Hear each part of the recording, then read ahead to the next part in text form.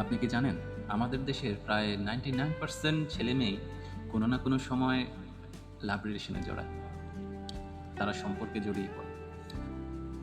Maximum প্রায় সবাই এখন প্রেম করছে, সবাই ভালোবাসার সম্পর্কে জড়াচ্ছে। কিন্তু দুঃখের বিষয় হচ্ছে কি জানেন, এখান থেকে মাত্র 10% সম্পর্কই পরবর্তীতে সাকসেস হতে পারে। বাকি যারা তারা সাকসেস হয় না। সম্পর্ক সবাই করে, বাট সাকসেস হয় মাত্র 10%। বাংলাদেশের পরিসংখ্যান হিসেবে প্রায় 99% ছেলে মেয়ে সম্পর্ক করে, কিন্তু ওখান থেকে মাত্র 10% সাকসেসফুল হতে পারে। পরবর্তীতে হয়তো বা বিয়ে পর্যন্ত তারা যেতে পারে এবং সংসার করতে পারে।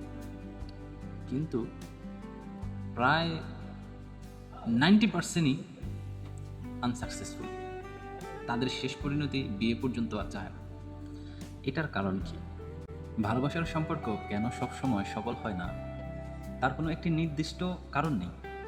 সাধারণত যোগাযোগের অভাব, বিশ্বাসের সংকট, ভবিষ্যতের লক্ষ্য ভিন্ন হওয়া বা একে অপরের প্রতি শ্রদ্ধাবোধের অভাবের মতো বিভিন্ন জটিল পরিস্থিতির কারণেই অনেক সম্পর্ক টেকসই হয় না। তবে এর বাইরেও সবচেয়ে বড় একটা ভূমিকা আছে, যার কারণে বেশিরভাগ ভালোবাসার সম্পর্কগুলো সাকসেস হতে পারে না। এবং এই যে বেশিরভাগ মানুষ সাকসেস হতে পারে না, বেশিরভাগ ছেলে মেয়ে সাকসেস হতে পারে না, সেটা কার জন্য, কার অপরাধটা সেখানে বেশি ভূমিকা রাখে, ছেলে না মেয়ে? এই বিষয়টাই আজ আপনাকে ক্লিয়ার করার চেষ্টা করব। এই বিষয়টা আমি ক্লিয়ার করব, বাট তার আগে আমি একটা জিনিস বলতে চাচ্ছি। ছেলে এবং মেয়ের চেয়ে আমাদের এই যে আনসাকসেসফুল লাভের পেছনের কারণটা হচ্ছে যে আমাদের সিলেকশন ভুল করা, আমাদের ভুল। আমরা যেই ওয়েতে রিলেশনে জড়াই, সেই ওয়েতে রিলেশন করলে ম্যাক্সিমাম ক্ষেত্রেই সম্ভাবনা থাকে ওই রিলেশনটা বিয়ে পর্যন্ত না যাবার, খুবই কম সম্ভাবনা থাকে। আমি সেটাও আপনাদেরকে ক্লিয়ার করব। তো আপনাদের কাছে আমি প্রশ্ন রাখছি, এই যে এত মানুষ প্রেম করছে ছেলে মেয়ে, এখন বেশিরভাগ সম্পর্ক পরে ভেঙে যায়, বিয়ে পর্যন্ত যায় না, বেশিরভাগই সাকসেস হতে পারে না, এর পেছনে কার দায়টা বেশি থাকে, ছেলের না মেয়ের? আপনারা অবশ্যই এটা কমেন্ট করে জানাবেন। আমি তো আমারটা বলবোই, আমার মতের সাথে আপনারা অবশ্যই মিলিয়ে নেবেন। আমি আমারভাবে জিনিসটা ক্যালকুলেশন করেছি, আমার অভিজ্ঞতা থেকে আমি যতটুকু বুঝেছি। আমি প্রায় অনেক ফ্রেন্ড সার্কেলদের সাথে আমি এই বিষয়টা নিয়ে ডিসকাস করে আমি যেটা রিয়েলাইজ করতে পেরেছি, সেই বিষয়টা আমি আজকে আপনাদের সামনে উপস্থাপনা করতে চাচ্ছি। আমাদের দেশের প্রায় 80% ছেলে বিয়ে করে 25 থেকে 30 বছরের মধ্যে। পরক্ষণে আমাদের দেশের একটা মেয়ের বিয়ে হয়, প্রায় 80% মেয়েরই বিয়ে হয় 15 থেকে 18 অথবা 20, সর্বোচ্চ 20 পর্যন্ত। এখন মেয়েরা খুব কমই থাকে, 14-15 বছর বয়সে এখন মেয়েদের বিয়ে হয়ে যায়। তারপরে ওখান থেকে একটা মেজর পার্সেন্ট, প্রায় 80%, 15 থেকে 18 এর ভিতরে মেয়েদের বিয়ে হবে। তাহলে ছেলে এবং মেয়ের বিয়ের যেই সময়টা, সেটা দাঁড়ালো কেমন? একটা মেয়ের যদি 15 বছর বয়সে বিয়ে হয়ে যায় আর একটা ছেলে যদি প্রায় 25 বছর বয়সে গিয়ে বিয়ে করে, তাহলে তাদের গ্যাপ থাকে 10 বছর। অর্থাৎ ছেলে এবং মেয়ে বিয়ের বয়সটা যখন হয়, যেহেতু ওই বয়সে বিয়ে দেয় তাই আমি ওটাকে বিয়ের বয়সে ধরছি, যদিও বিয়ের বয়স তো আরও আগেই হয়। তাহলে মেয়ে এবং ছেলের বিয়ের ক্ষেত্রে আমরা যেটা পেলাম সেটা হচ্ছে প্রায় 10 বছরের একটা ব্যবধান থাকে। অথচ আমরা যদি প্রেম করি, আপনি দেখেন আমরা প্রেম করি কেমনভাবে?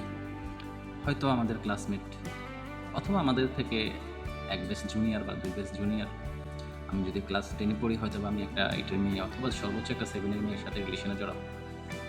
তবে ম্যাক্সিমাম ক্ষেত্রে এটা ক্লাসমেটদের ভিতরেই হয়, সমবয়সী যারা তারাই কিন্তু রিলেশনে জড়ায়।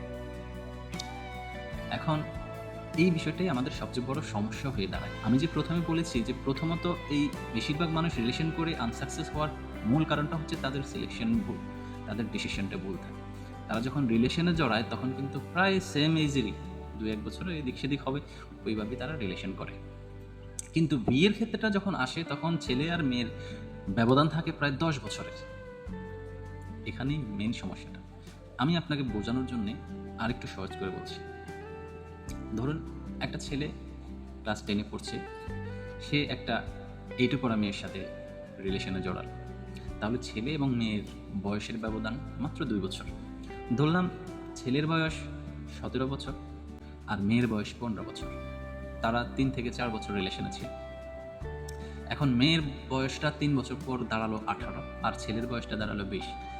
একটা মেয়ের কিন্তু তখনই বিয়ের বয়স প্রায় শেষ হয়ে যাচ্ছে, তখনই তাকে বিয়ে দেওয়ার জন্য সংসার, ফ্যামিলি সর্বদিক থেকেই বা এদিক সেদিক থেকে মেয়েকে কিন্তু দেখতে আসে তখন। অথচ এদিকে ছেলে কিন্তু এখন রেডি না বিয়ের জন্য। তখন কি হয়? ম্যাক্সিমাম ক্ষেত্রে তখন হয় মেয়েটা ছেলেটাকে বলে বিয়ে করার জন্য, আর ছেলেটা মেয়েটাকে বলে তুমি আরও কয়েকটা দিন অপেক্ষা করো, আমার এখনো পড়াশোনা করছি, চাকরি বাকরি করছি না, নিজের পায়ে দাঁড়াতে হবে, তারপর তুমি আরও 2টা বছর ধৈর্য ধরো বা 4টা বছর ধৈর্য ধরো, তারপর আমরা বিয়ে করবো। কিন্তু একটা সময় দেখা যায় কি, মেয়ের ফ্যামিলি মেয়েকে অন্য কোথাও যায় বিয়ে দিয়ে ফেলে, আর এভাবেই মেয়েটা বিয়ে করে অন্যের সংসারে চলে যায়। তখন ছেলেটা অনেক আপসেট, অনেক কান্নাকাটি, নেশা পেশা জড়ায়, মেয়েটা তাকে ছাকা দিয়ে চলে গেল। যদিও এখানে মেয়েটার দোষটাই বোঝা যায় যে মেয়েটা ছেলেটার জন্য অপেক্ষা করেনি, সে অন্য জায়গায় বিয়ে বসে গেছে। কিন্তু বাস্তবতাটা হচ্ছে এখানে কিন্তু ছেলের দোষটাই বেশি, মেয়ের দোষ নেই। মূলত প্রেমে যে আনসাকসেসফুল হওয়াটার পেছনে একটা ছেলেরই দায় বেশি থাকে। আমি সব ক্ষেত্রে বলছি না, তবে বেশিরভাগ ক্ষেত্রে ছেলেদেরই দায় থাকে। ছেলেদের কারণেই লাভ রিলেশনগুলো পরবর্তীতে বিয়ে পর্যন্ত যায় না, সাকসেসফুল হতে পারে না। আমি আপনাকে ব্যাখ্যা দিচ্ছি, আপনি ব্যাখ্যাটা নিয়ে বুঝতে পারবেন যে ঠিক কেমন। যদিও দেখা গেছে এখানে মেয়েটার অন্য কোথাও বিয়ে হয়ে গেছে, ছেলেটা তো আগে বিয়ে করেনি, কিন্তু বাস্তবতাটা হচ্ছে কি জানেন? দেখেন, ওই যে আমি বললাম না, ছেলে বিয়ে করে 25-এর পর, মেয়ের বিয়ে হয় 15 বছরের পর, 10 বছরের একটা ব্যবধান থাকে, কিন্তু রিলেশনটা করে প্রায় সেম বয়স, প্রায় সেম। তো এখন আপনি যখন বিয়ে করতে যাবেন 25 বছর বয়সে, আপনার জন্য কি কোনো মেয়ে 25 বছর পর্যন্ত ওয়েট করবে? আপনি যদি 2 বছর, আপনি যে 15 বছর মেয়েটার সাথে, ক্লাস 8-এর মেয়েটার সাথে প্রেম করলেন, তো ওই মেয়েটাকে আপনি যদি 25 বছরে বিয়ে করেন, তাহলে ওই মেয়ের বয়স হবে তখন 23 বছর। এখন বাংলাদেশে কোনো মেয়েকে 23 বছর পর্যন্ত অপেক্ষা করে থাকে? এটা সম্ভব? সম্ভব না। দেখুন, মেয়ের দিক থেকে কত প্রবলেম থাকে। একটা মেয়ের উপর কিন্তু ডিপেন্ড করে না তার লাইফ, একটা মেয়ের জীবন মেয়ের উপরে ডিপেন্ড করে না, কিন্তু একটা ছেলের জীবন ছেলের উপরে ডিপেন্ড করে। প্লাস একটা ছেলের জীবনের উপর ডিপেন্ড করে আরেকটা মেয়ে। ছেলে তো নিজের জীবনের দায়িত্ব নিতে পারে, প্লাস অন্যের দায়িত্ব নিতে পারে। এটা আল্লাহ পাককে প্রত্যেকটা ছেলের ভিতরে এই ক্ষমতাটা দিয়েছেন, মেয়েদের ভিতরে সেটা নেই। এখন মেয়েদের ফ্যামিলি, প্রত্যেকটা ফ্যামিলি কিন্তু মেয়ে যখন উপযুক্ত হয়, বিয়ের বয়স হয়, তখন তাকে বিয়ে দেওয়ার জন্য একটা অস্থির হয়ে থাকে। ভালো কোনো জায়গায় দেখে শুনে একটা বিয়ে দিতে পারলেই তাদের প্রশান্তি আসে, এটা প্রত্যেকটা ফ্যামিলির। আজ আপনি যেটা শুনছেন, আপনি হয়তো এখন বিয়ে করেন নাই, কখনো যখন আপনি কোনো মেয়ের বাবা হবেন বা কোনো মেয়ের মা হবেন, তখন এই জিনিসটা ফিল করতে পারবেন যে একটা মেয়েকে ভালো কোনো জায়গায় ভালো ছেলের হাতে উঠিয়ে দিতে পারলেই যে একটা আত্মতৃপ্তি পাওয়া যায়, সেটা আপনি তখন রিয়েলাইজ করতে পারবেন, অথবা আপনার বাবা মাকে প্রশ্ন করলে তারা এই জিনিসটা আপনাকে বুঝিয়ে দেবে। তো এখন কি হলো, একটা মেয়ে 18 বছর বয়স হয়ে গেল, পার হয়ে গেলো, আপনার সাথে রিলেশন করে 3 বছর রিলেশন করলো, এখন তার ফ্যামিলি তাকে বিয়ে দেওয়ার জন্য অস্থির। আমি ধরলাম মেয়েদের কি কি ভয় থাকে, কেন মেয়েরা আসলে বিয়ে করে ফেলে বাবা মার ইচ্ছায়, এর একটা বেশ কারণ আছে। খুব ইন্টারেস্টিং একটা গল্প, সেটা আমি আপনাকে শোনাচ্ছি। দেখুন, একটা মেয়ের যখন 18 বছর বয়স হয়, তখন তাকে বিয়ে দেওয়ার জন্য তার ফ্যামিলি সর্বোচ্চ চেষ্টা করে কীভাবে বিয়ে দিতে পারে। এদিকে মেয়েটা একটা ছেলের সাথে রিলেশন করলো, ওই ছেলেকে বললো যে আমাকে বিয়ে করার জন্য আমার বাড়ি থেকে বিয়ের চাপ দিচ্ছে। ছেলে কিন্তু তখন বিয়ে করছে না, ছেলের বয়স এখন 20, সে বিয়ে করবে আরও 5 বছর পর, কিছু চাকরি বাকরি করে, পড়াশোনা করে বা এস্টাবলিশড হয়ে তারপরে বিয়ে করবে। এখন যদি মেয়েটা তার জন্য অপেক্ষা করে, বললাম মেয়েটা ছেলেটার জন্য অপেক্ষা করলো, তো ছেলেটা 25 বছরে বিয়ে করলে মেয়েটার বয়স হলো তখন 23 বছর। এখন আমি বাংলাদেশের একটা পরিসংখ্যান বলছি, আমাদের দেশে যারা বিয়ে করে 25 বছর বয়স বা 26 বছর বা 30-এর মধ্যে যারা বিয়ে করে, যে ছেলেরা বিয়ে করে, প্রায় 95% ছেলেই কিন্তু বিয়ে করে 18 বছর, 19 বছর, সর্বোচ্চ 20 বছরের মেয়েদেরকে। যখন তারা বিয়ে করতে চায় একটা ছেলে, তখন কিন্তু সে একটা কম বয়সী মেয়ে খোঁজে বিয়ে করার জন্য। এখন আপনি যাকে ভালোবাসছেন, তার বয়সটা যখন আপনার বিয়ের সময় 23, 24 বা 25 বছর হয়ে যাবে, তখন কিন্তু আপনার মেন্টালিটি আর ওই রকম থাকবে না যে ওকে বিয়ে করার। আমি সবাইকে বলছি না, আমি বললাম, ধরে নিলাম আপনি একবার মন থেকে ভালোবাসছেন, ওর বয়স 30 হলেও আপনি তাকেই বিয়ে করবেন। এইরকম ঘটনা ঘটে কয়টা? শতকরা 2-1টা। কিন্তু ম্যাক্সিমাম ক্ষেত্রে ওটাই দাঁড়ায়, যখন আপনি 27-28 বছরে বিয়ে করতে যাবেন, তখন আপনি খোঁজেন একটা 18 বছর বা 19 বছরের মেয়েকে। হাতে গোনা কয়েকজন হয়তো বা মন মানসিকতা তাদের ঠিক থাকে যে আমি যাকে ভালোবাসি তাকে বিয়ে করবো যত বছর বয়স হোক। কিন্তু এটা শুধু আমি বলছি না, আপনি বাংলাদেশের পরিসংখ্যান দেখুন, আপনি নিজেই বুঝতে পারেন যে একটা ছেলে কত বছর বয়সে বিয়ে করে এবং বিয়ে করে যে মেয়েটাকে তার কত বছর বয়স থাকে। ম্যাক্সিমাম ক্ষেত্রেই আপনি বুঝতে পারবেন। এখন একটা মেয়ে যদি আপনাকে ভালোবেসে তার ভালোবাসার অপেক্ষা করে আপনার জন্য ওয়েট করে, পরবর্তীতে যদি আপনি তাকে বিয়ে না করেন, যখন তার বয়স হয়ে যাবে 24-25, তখন সে যেই ভালোবাসার মানুষের জন্য অপেক্ষা করলো সে যদি তাকে বিয়ে না করে, তাহলে আপনি একবার চিন্তা করেন ওই মেয়েটা অন্য কোথাও কীভাবে বিয়ে হবে। যেহেতু প্রত্যেকটা ছেলেই কিন্তু বিয়ে করে 17, 18, 19 বা 20 বছরের মেয়েকে। 22, 23, 24 বছর হলে তো বলবে মেয়ের বয়স বেশি। কোনো ছেলে বিয়ে করতে চাইবে না, খুবই কমই আগ্রহ দেখাবে বিয়ে করতে। তো সুতরাং একটা মেয়ে যদি আপনার জন্য ওয়েট করে, তাহলে তার লাইফের একটা রিস্ক থাকে আপনি যদি তাকে বিয়ে না করলেন পরে। এই জিনিসটা মেয়ের ভিতরে যেমন ভয় থাকে, তেমনিভাবে মেয়ের ফ্যামিলির ভিতরেও ভয় থাকে। আমাদের দেশে আসলে মেয়েরা অসহায়। সত্যি বলতে একটা মেয়ে খুবই অসহায়। সে নিজের উপরে ডিপেন্ড করতে পারে না, সে অন্যের উপরে ডিপেন্ড করে চলে। সুতরাং তার ভয় থাকে। কিন্তু একটা ছেলে, আপনি যখন 20 বছর বয়স, আপনি চাইলে তখনই তাকে বিয়ে করে তার দায়িত্ব নিতে পারবেন। ওই অ্যাবিলিটি আপনার আছে, আল্লাহ পাক আপনাকে ওই ক্ষমতা দিয়েছেন, কিন্তু না, আপনি তখন সেটা করেন না। তাহলে আমার প্রশ্নটা হচ্ছে, আপনি যখন 20 বছর বয়সে বিয়ে করতে পারবেন না, তাহলে কেন আপনি আপনার বয়সের মেয়েকে ভালোবাসেন? আপনার ভালোবাসা উচিত 10 বছর ঘেপ রেখে একটা মেয়ে। আপনি যদি এখন ক্লাস 10-এ পড়েন, আপনার ক্লাস 2-র মেয়ের সাথে প্রেম করা উচিত। যদিও বিষয়টা হাস্যকর, কিন্তু এটাই। আপনি প্রেম করবেন সেম বয়সের মেয়ের সাথে, বিয়ে করার সময় আপনি গ্যাপ খুঁজবেন যে আপনার 10 বছরের ছোট হতে হবে, 8 বছরের ছোট হতে হবে।